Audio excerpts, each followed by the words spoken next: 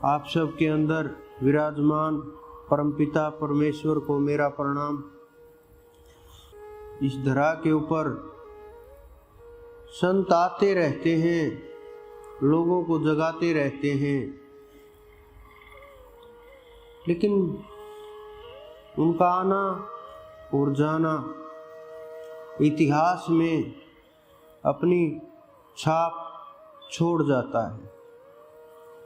तो इस दिन रविदास जी जो उच्च कोटि के महात्मा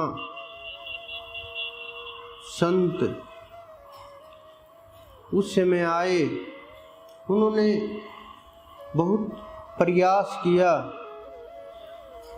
उस समय जो चल रहा था, समय समय के ऊपर बहुत बुराइयां, कुरीतियां, मानव अपनी सोच के अनुसार नियम तैयार कर लेता है, अपने सुविधा के अनुसार शास्त्रों को तैयार कर लेता है, पुस्तकों को तैयार कर लेता है, अपनी विचारों के अनुसार, अपनी बुद्धि के अनुसार उनको अर्थ निकाल करके इधर उधर कर देता है। ये सदा से चला आ रहा है। जो ये कुछ लोग आजकल एक बात और चली हुई है कि सनातन के ऊपर खतरा चल रहा है, सनातन खत्म हो जाएगा, सनातन एक नहीं हुआ तो मिट जाएगा। बहुत प्रकार के अपने अपनी तरह से तर्क दे रहे हैं लोग। ये पहली बार नहीं हुआ है। इस तरह का जो खेल तैयार हुआ, माहौल तैयार हुआ, प्रत्येक व्यक्ति इसमें जोड़ने का प्रयास किया गया, ये पहली बार नहीं हुआ। ये जब कबीरदास जी आए तब भी यही माहौल उत्पन्न हुआ, क्योंकि उन्होंने बहुत चीजें उखाड़ उखाड़ करके, खोज खोज करके, अनुभव के साथ, साक्ष्य के साथ प्रस्तुत किया सब कुछ, और उन्होंने पाखंड को तोड़ने का प्रयास किया। यही हालात रविदास जी भी उसी समय थे, तब भी यही हुआ। ये चलता रहता है समय के साथ, परिस्थिति के साथ। जब स्वामी दयानंद जी आए तब भी यही हालात हुए थे कि सनातन खतरे में आ जाएगा, कोई मान नहीं रहा, समझ नहीं रहा, और हमारे जो बनाया हुआ सर्कल बना देते हैं घेरा, जो सैकड़ों वर्षों में बहुत मजबूत हो जाता है और एक एक तार रस्सी का रूप ले लेता है, और फिर इस मानव को बड़ा पिरो पिरो करके बांधा जाता है।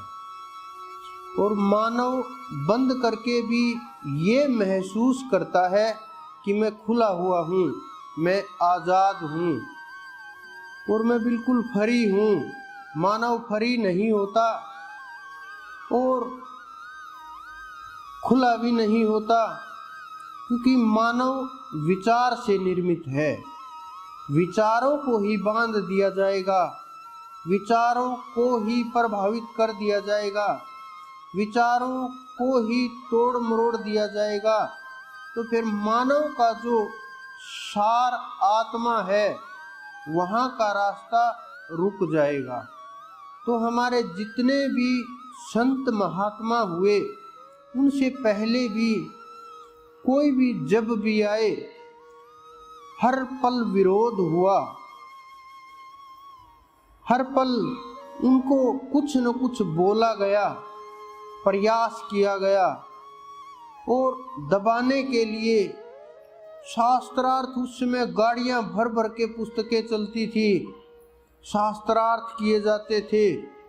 उन संतों के साथ जिन्होंने कभी पुस्तक को छुआ तक नहीं, लेकिन उन्होंने करके दिखाया कि सत्य क्या है, धर्म क्या है और सनातन क्या है, आत्मा क्या है, रास्ता क्या है, वेद क्या है, खोज क्या है, परम तत्व क्या है, कहां तक कैसे रास्ता निकाला जाए, किसके पास रास्ता है, मंजिल क्या है जीव की, किसकी कितनी स्थिति है, क्या चढ़ाई है, कितनी पहुंच है, कैसे चला जाए, किस प्रकार से वहां पहुंचा जा सकता है, क्या विधियां हैं, कौन सी पद्धति है, कैसे वहां तक चढ़ाई की जा सके, कैसे समय को पाया जा सके।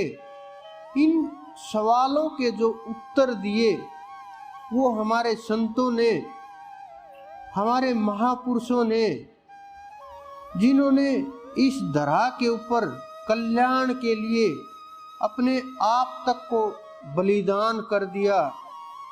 हम लोग गुरुओं की और धर्म गुरुओं की भाषा पकड़ नहीं पाते, शब्दों को पकड़ नहीं पाते, शब्दों का खेल समझ नहीं पाते और उस शब्दों के बवंडर में इस तरह से फंस जाते हैं। हमें ये लगता है कि ये जो बोल रहे हैं वो सब कुछ सही है और हम उसी के अनुसार आचरण करने लगते हैं, उसी के अनुसार आचार व्यवहार होने लगता है, उसी के अनुसार वार्तालाप होने लगती है, उन्हीं विषयों की चर्चा होने लगती है, उसी के बारे में पक्ष विपक्ष में खड़े हो करके हम शामिल हो जाते हैं। लेकिन हम उस तत्व को गहरे से अनुभव नहीं कर पाते, हम ये निर्णय भी नहीं ले पाते कि ये गुरु हैं या धर्म गुरु हैं।